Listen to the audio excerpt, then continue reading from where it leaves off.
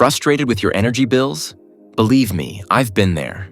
Last winter, I stared at my heating bill so long I half expected the numbers to shrink out of sheer pity. But here's something surprising.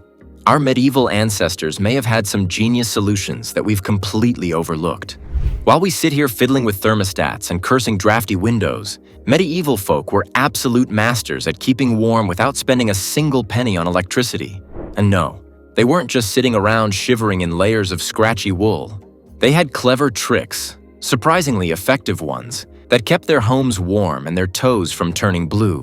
What's even funnier is how quickly these methods vanished. When the Industrial Revolution came along with its shiny new heating systems, people were so eager to embrace modern tech that they tossed these old techniques aside like last week's leftovers. Recently, archaeologists discovered that some medieval homes managed to maintain indoor temperatures as high as 70 degrees Fahrenheit during winter, using nothing but these forgotten methods.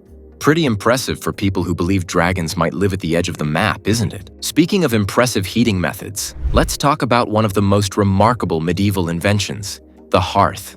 But this wasn't just your average fireplace. It was the very heart of the home, both figuratively and literally. Unlike modern fireplaces, which often sit quietly in the corner like shy teenagers at a school dance, the medieval hearth took pride of place right in the center of the main room. And for good reason. This setup was nothing short of brilliant. What made these hearths so effective was how they worked with the entire house to create a natural heating system. The stones surrounding and beneath the hearth acted like a giant hot water bottle, soaking up heat throughout the day. Once the fire had burned down, those stones kept radiating warmth for hours. Some medieval homes had stones that stayed warm for up to 12 hours after the flames died out. Even the smoke had its purpose. Instead of shooting straight up a chimney, which many homes didn't even have, the smoke drifted slowly through gaps in the roof. While that might sound unpleasant, it served a clever purpose. The smoke acted as a natural pest control system, deterring insects from burrowing into wooden beams and helping to preserve meats and other foods hung from the rafters. It was a clever bit of multitasking that kept the home warm and the pantry well stocked. Recent studies of surviving medieval homes revealed just how effective this system was. These central hearths could heat spaces of up to 600 square feet, about the size of a modern apartment. In fact, some stone floors near these hearths still bear scorch marks from being heated to temperatures exceeding 300 degrees Fahrenheit, which honestly puts my struggles with reheating leftover pizza to shame. But medieval folks didn't just rely on their mighty hearths alone. When even those couldn't ward off the winter chill, they turned to creative community solutions, a testament to how resourceful they truly were. Speaking of ingenious solutions, medieval communities had one particularly clever way of staying warm: communal fires. While we might grumble about our neighbors today, medieval folk depended on theirs, especially during winter. The old saying, "it takes a village," wasn't just a metaphor back then. It was quite literally part of their heating strategy. Every village had communal fire spots where people gathered to keep warm, and honestly, they sound far more inviting than most modern neighborhood meetings. These fires were often set up in the village square or inside a dedicated building known as a warming house. But this wasn't just some dull fire pit. These places were the medieval equivalent of coffee shops, community centers, and social media all rolled into one. People brought their work, shared news, their version of Facebook, and even cooked meals together. Historical records reveal that some villages kept these fires burning 24 hours a day throughout the winter months, with families taking turns to stoke the flames. Archaeologists have even found evidence showing that these warming houses were positioned strategically so that smoke was carried away from the village's main areas. Proof that medieval engineers knew exactly what they were doing. Remarkably, a typical warming house could accommodate up to 50 people at once, making it far more efficient than trying to heat 50 separate homes. It's fair to say medieval communities had energy conservation figured out long before we started thinking about it. More than just a heat source, these communal spaces brought people together. Villagers shared stories, arranged marriages, and even held court sessions by the fire. One historian uncovered a record from 1267 describing how a village resolved a property dispute over a chicken while gathered around their warming fire. Now that's multitasking, settling legal matters and warming your toes at the same time. Of course, there were times when heading to the communal fire wasn't ideal. Maybe you were snowed in, or perhaps you just couldn't face yet another evening listening to old Master Gregory proudly recount, for the 100th time, how his cow once outran a knight on horseback. Either way, medieval folk had a few more tricks up their wool-clad sleeves to keep warm at home. That's when personal heating solutions came in handy. Medieval people had some surprisingly clever tricks for staying warm on the go, like their ingenious hand warmers and pocket stones. In a way, personal heating in medieval times was like carrying your own tiny furnace, except far cooler. These folks invented portable heating long before portable was even a concept. Instead of the chemical hand warmers we use for camping today, medieval people carried heated stones or metal containers filled with hot coals, essentially walking around with a pocket-sized piece of their hearth. One of the most popular designs was called a chauffeur, a fancy French name for what was, in reality, a simple metal ball with holes in it. These were filled with hot coals and tucked into pockets or muffs for warmth. Wealthier folk owned elaborate versions made from silver or gold, while the average person used more practical versions crafted from iron or copper. In fact, one merchant's inventory from 1378 listed over 30 different types of hand warmers, proving that medieval shoppers loved variety just as much as we do today. The pocket stones were even more intriguing. These smooth river stones were heated by the fire until they were toasty warm, then wrapped in cloth for safe handling. Archaeological digs have uncovered thousands of these stones, often bearing distinctive wear patterns from being repeatedly handled and reheated. Some stones even had grooves worn into them from being carried in the same pocket day after day. Suddenly, my phone's worn-out charging port seems a lot less impressive by comparison. But here's where things get really clever. These heated stones weren't just for hands. People tucked them into their boots, slipped them under their clothing, and even used them to warm up their beds before sleep. One particularly amusing court record from 1422 tells the story of a man who landed himself in trouble for swiping someone else's heated stone during a church service. Apparently, stealing a warm stone was no small offense. His punishment was to provide heated stones for the entire congregation for the rest of the winter. Medieval doctors even prescribed specific types of stones for different ailments. Flat stones were recommended for stomach aches, while curved stones were said to ease back pain. It sounds strange, but modern science actually supports some of these ideas. Heat therapy is proven to help with certain types of discomfort. And when even personal heating solutions weren't enough, medieval folk turned to one final, and surprisingly effective, source of warmth: their furry friends. But I'm not talking about cats and dogs here. The medieval solution for home heating involved some much bigger animals. In fact, if you've ever wondered why medieval barns were often connected directly to houses, it wasn't because farmers were too lazy to walk outside.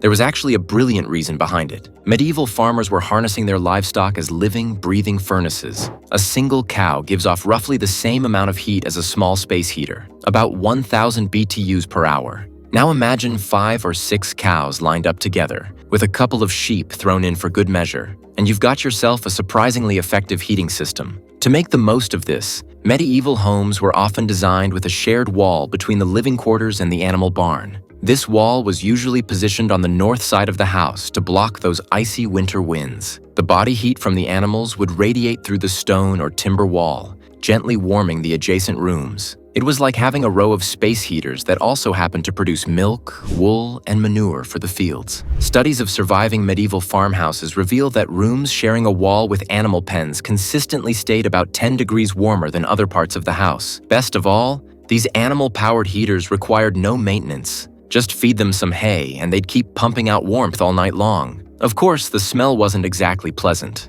Medieval air fresheners weren't really a thing. But when you're faced with the choice of a little barnyard aroma or turning into a human icicle, most people put up with the scent. One medieval text from 1382 even provided instructions on which animals made the best heaters. Cows topped the list as the most effective heat source, followed by horses. Chickens, on the other hand, didn't exactly pull their weight. According to one writer, they were the medieval equivalent of those flimsy USB hand warmers that barely work. Medieval landlords even factored this into their rent. Records from 1415 show one landlord offering discounted rates for homes that didn't share a wall with the barn, proving that warmth came at a cost, and not just in hay. But what about those who couldn't handle the barnyard aromatherapy? Well, medieval ingenuity didn't stop there. When livestock heat wasn't an option, they turned to an even more creative and surprisingly scientific solution. Even though they didn't understand the science behind it, medieval people discovered an ingenious way to make their fires work twice as hard by using heat reflectors. Long before anyone understood the physics of heat radiation, these clever folk realized that shiny metal plates and polished stone surfaces could bounce warmth back into a room, much like a basketball player making a perfect pass. The most common reflectors were made from polished brass or copper sheets, strategically placed around fireplaces and cooking areas. But these weren't small, decorative accents. We're talking about massive metal plates, some as large as dining tables. Archaeological evidence reveals that by the 14th century, some wealthy homes even had entire walls clad in polished metal panels. It wasn't just medieval bling. It had a purpose. The science behind it is surprisingly effective. Tests on recreated medieval reflectors have shown they could boost a room's temperature by up to 30%. That's like getting a third more heat from the same pile of firewood. And they figured this out centuries before anyone formally understood how heat radiation worked. My high school physics teacher would have been seriously impressed. One castle in France took things to the next level.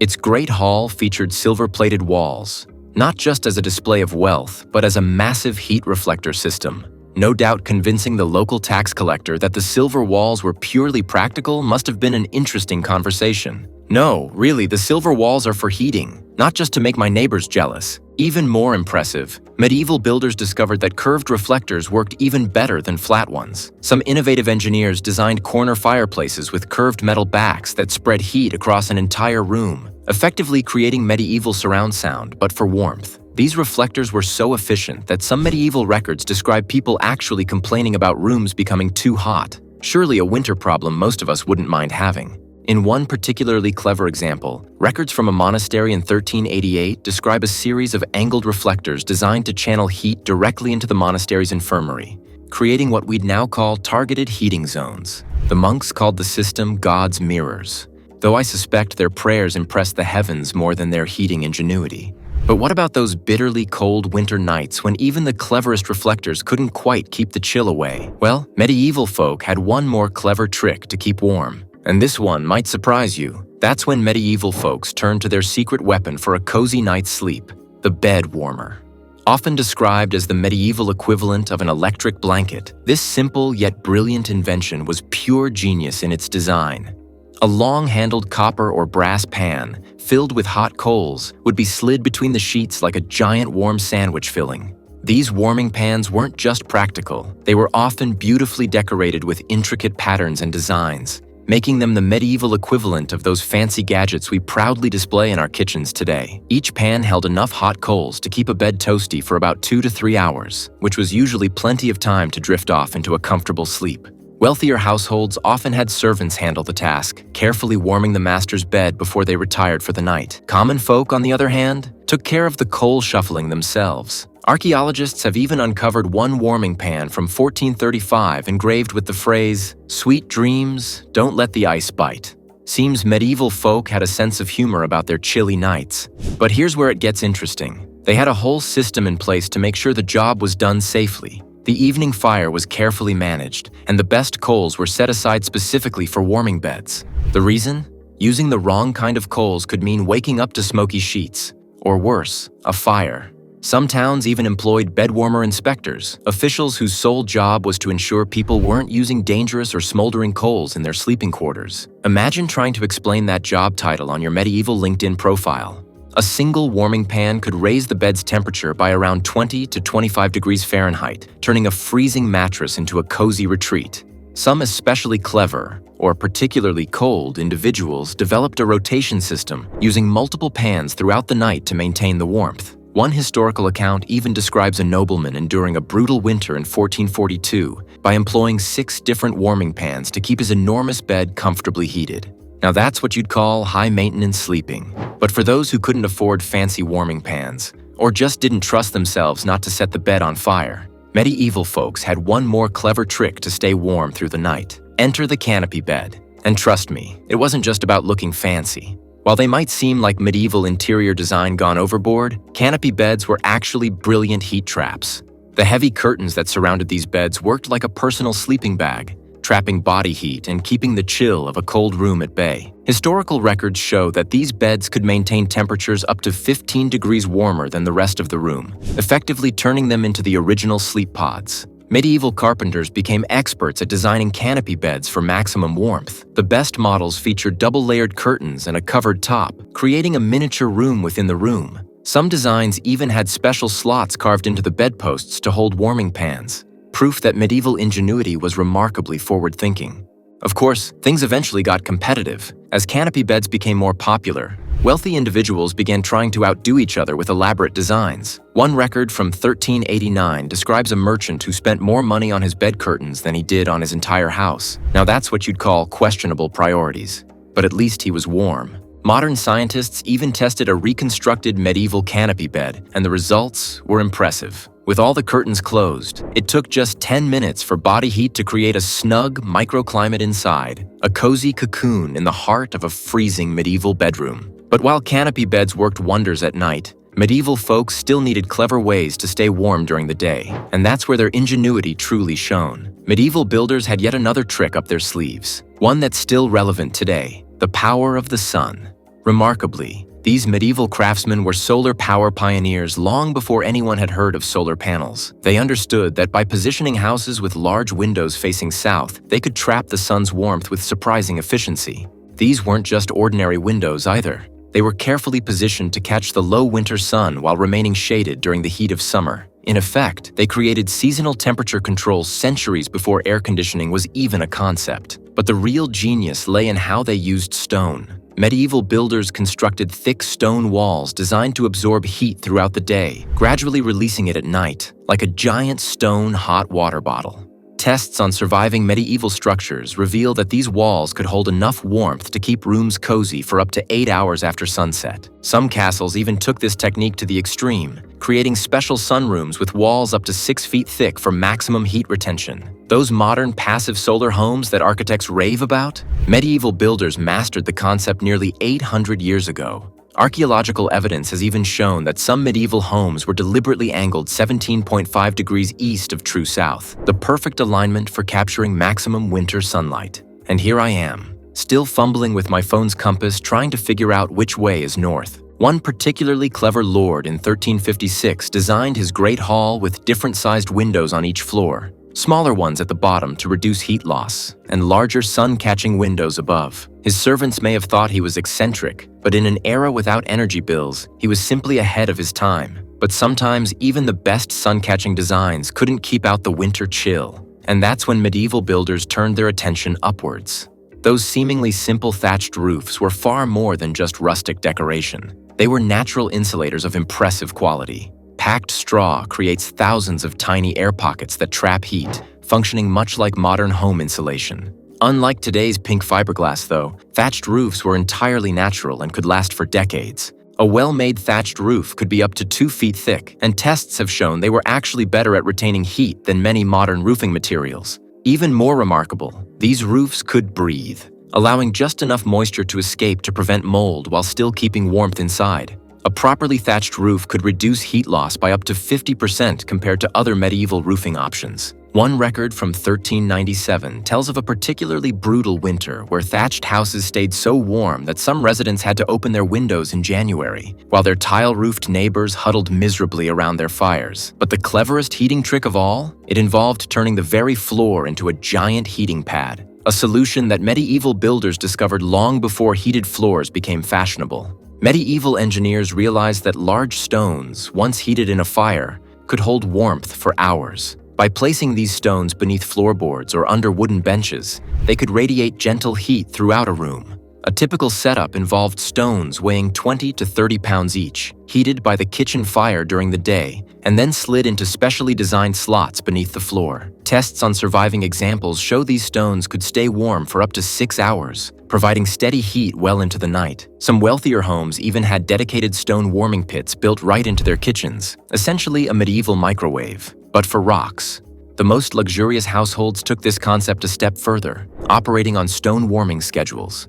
Records from a 15th century manor house describe a system where 24 stones were rotated throughout the day, with servants switching them out every 4 hours to maintain a steady flow of warmth. It may have been hard work, but it kept indoor temperatures hovering around 65 degrees Fahrenheit, 18 degrees Celsius. Impressive, considering the freezing conditions outside. One monk writing in 1403 described how they used this trick in the monastery's infirmary, calling it God's own heating. Though honestly, I imagine if God had personally handled medieval architecture, he might have just invented central heating from the start. And there you have it, 10 ingenious medieval heating methods that put many of our modern solutions to shame. It really makes you wonder what other brilliant ideas we've forgotten over the centuries. Perhaps it's time to bring some of these methods back, though maybe we can skip the barnyard smells. Thanks for watching. If you enjoyed exploring these forgotten heating hacks, don't forget to like, subscribe, and join us next time for more fascinating insights into the past. Who knows? The next medieval invention we uncover might just save you some money on your energy bill.